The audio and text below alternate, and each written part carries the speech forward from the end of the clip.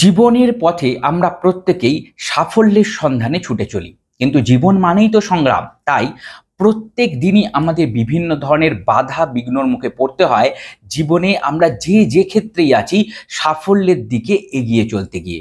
আর এই ক্ষেত্রে আমাদের প্রত্যেকেরই শরণ নিতে হয় সিদ্ধিদাতা বিনায়ক গজানন গণেশের। গণেশ বুদ্ধির দেবতা, গণেশ সিদ্ধিরও দেবতা।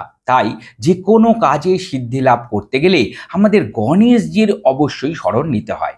সামনেই আসছে 2025 সালের গণেশজির জন্মোৎসব গণেশ চতুর্থী। বন্ধুরা, এই গণেশ চতুর্থীর দিন কি কি উপায় করলে আমাদের জীবনের বিভিন্ন ক্ষেত্রে আমরা সাফল্য নিয়ে আসতে পারি, সেই বিষয়ে আজকে আলোচনা করব এবং তার সাথে জানবো গণেশ চতুর্থীর সময় নির্ঘণ্ট 2025। আপনাদের সকলকে জানাই আপনাদের এই প্রিয় চ্যানেল সহজ ভাষা ধর্মকথাকে আজকের এই বিশেষ পর্বে সুস্বাগতম। বন্ধুরা, সহজ ভাষা ধর্মকথা মানেই জটিল সমস্যার সহজ সমাধান, হাতের কাছে থাকা দ্রব্যদি। চ্যানেলটিকে যদি এখনো সাবস্ক্রাইব করে না থাকেন অনুগ্রহপূর্বক সাবস্ক্রাইব করুন এবং পাশে থাকা বেল বাটনটা আজই ক্লিক করে দিন, যাতে পরবর্তী ভিডিও নোটিফিকেশনগুলো আর মিস না হয়ে যায়। বন্ধুরা, চলুন প্রথমে দেখে নিই গণেশ চতুর্থীর সময় নির্ঘণ্ট 2025। তিথিটি শুরু হয়ে যাচ্ছে 26শে আগস্ট 2025 দিবা 12:53 থেকে এবং থাকবে পরের দিন অর্থাৎ 27শে আগস্ট 2025 বুধবার দিন দিবা 2:20 পর্যন্ত। বন্ধুরা, উদয় তিথি অনুযায়ী এই বছর আমরা 27শে আগস্ট 2025 বুধবার দিন গণেশ চতুর্থী পালন করব। বন্ধুরা, বুধবার এবং গণেশ চতুর্থী অত্যন্ত বিশেষ একটি সংযোগ। গণেশজির অত্যন্ত প্রিয় দিন এই বুধবার, আমরা প্রায় প্রত্যেকেই জানি। আর এই বছর গণেশ চতুর্থী বুধবারেই পড়ছে, তাই এই বছর অত্যন্ত স্পেশাল হয়ে উঠেছে এই গণেশ চতুর্থী। সকালবেলা আপনারা যখন স্নানাদি ক্রিয়া করবেন তখন সেই জলে দুর্বা ঘাস আগের থেকে কিছু সংগ্রহ করে রাখবেন এবং সেই দুর্বা ঘাস জলের মধ্যে দিয়ে দিন। কিছুক্ষণ সেই জলটার মধ্যে দুর্বা ঘাসটা থাকুক, ভিজুক। 10-15 মিনিট পরে আপনারা স্নান করবেন সেই জলটা দিয়ে সকাল সকাল। এর মাধ্যমে রাহু কেতু সহ বিভিন্ন ধরনের গ্রহগত ডিস্টারবেন্স অত্যন্ত সহজেই কেটে যায়।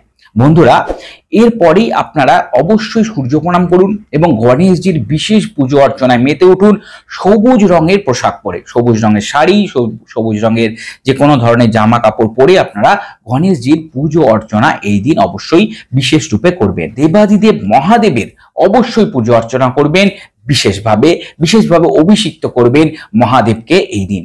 বন্ধুরা, এই বিশেষ তিথিতে গণেশজিকে আপনারা কি কি বিশেষ দ্রব্য নিবেদন করবেন? প্রথমেই যেটা বলবো, দুর্বার মালা।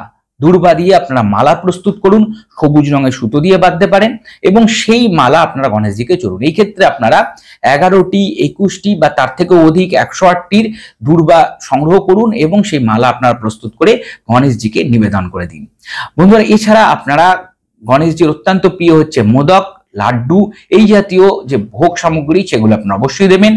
কলা, কাঁঠালি কলা গণেশজির অত্যন্ত প্রিয়, এটিও আপনারা রাখবেন এবং এই ক্ষেত্রে অবশ্যই খেয়াল রাখবেন জোড়া যেন হয়, সিঙ্গেল কাঁঠালি কলা দেবেন না, একটা দেবেন না, দুটো অর্থাৎ জোড়া কাঁঠালি কলা কিন্তু আপনাদের এই ক্ষেত্রে দিতে হবে। বন্ধুরা, এরপরে যে জিনিসটি আপনারা গণেশজিকে অবশ্যই চড়াবেন সেটা হচ্ছে সুপারি। সুপারি গণেশজিকে অত্যন্ত প্রিয়। গণেশজি পান এবং সুপারি গণেশজিকে অবশ্যই নিবেদন করবেন এবং গণেশজিকে সিঁদুর, অত্যন্ত গণেশজির প্রিয় সিঁদুর অবশ্যই গণেশজিকে নিবেদন করুন।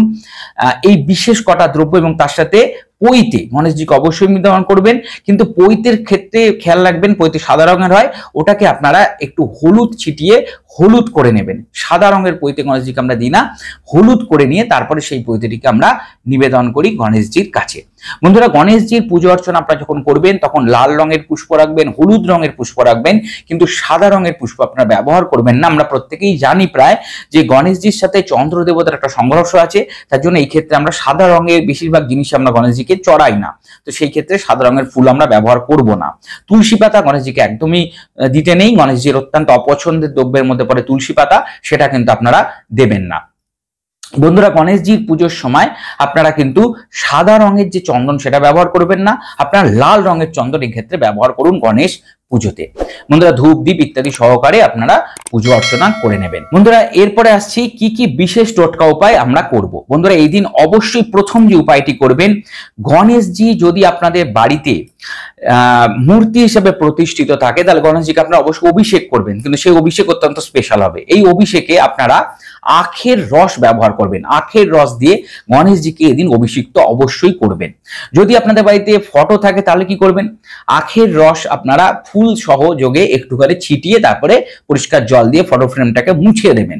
এইভাবে আপনারা আখের রস দিয়ে এদিন গণেশজিকে অবশ্যই অভিষিক্ত করতে কিন্তু ভুলবেন না। এর মাধ্যমে আর্থিক বৃদ্ধি হয়। বন্ধুরা, আর্থিক বৃদ্ধি আমরা যেমন চাই সেভাবে আমরা নাম যশ খ্যাতি চাই, প্রতিপত্তি চাই সমাজের বুকে। আপনারা অবশ্যই ঘি কিনে নিয়ে আসুন এই দিন, এবং ঘি কিনে নিয়ে এসে সেই ঘি দিয়েই আপনারা প্রদীপ প্রজ্বলিত করে দিন গণেশজির সামনে, এবং তার সাথে দেবাদিদেব মহাদেবের সামনেও এদিন অবশ্যই ঘিয়ের প্রদীপ নিবেদন করুন। আপনারা এটাই সকাল সন্ধ্যে দুবেলায় নিবেদন করতে পারেন। বন্ধুরা, এরপরে আসছি এই বিশেষ তিথিতে আপনারা সবুজ রঙের যে মুগ ডাল আছে সেই মুগ ডাল, কাঁচা মুগ ডাল অবশ্যই কিনে নিয়ে আসুন, এবং গণেশজিকে সেই কাঁচা মুগ ডাল একটু ভিজিয়ে নেবেন, তার উপর একটুখানি গুড় রাখবেন এবং সেটি গণেশজিকে নিবেদন করুন, এবং পরবর্তী সময় আপনারা বাড়িতে প্রসাদ হিসাবে সেটি সবাই গ্রহণ করবেন, এবং সেই মুগ ডাল কিছুটা পরিমাণে যদি বাকিদের উদ্দেশ্য কিছুটা আপনারা দেবেন। বন্ধুরা, এরপরে আসছি এই বিশেষ তিথিতে আপনারা ধনে বাড়িতে কিনে নিয়ে আসবেন, গোটা ধনে, এবং 5টা সুপারি, 5টা এলাচ অবশ্যই কিনে নিয়ে আসবেন।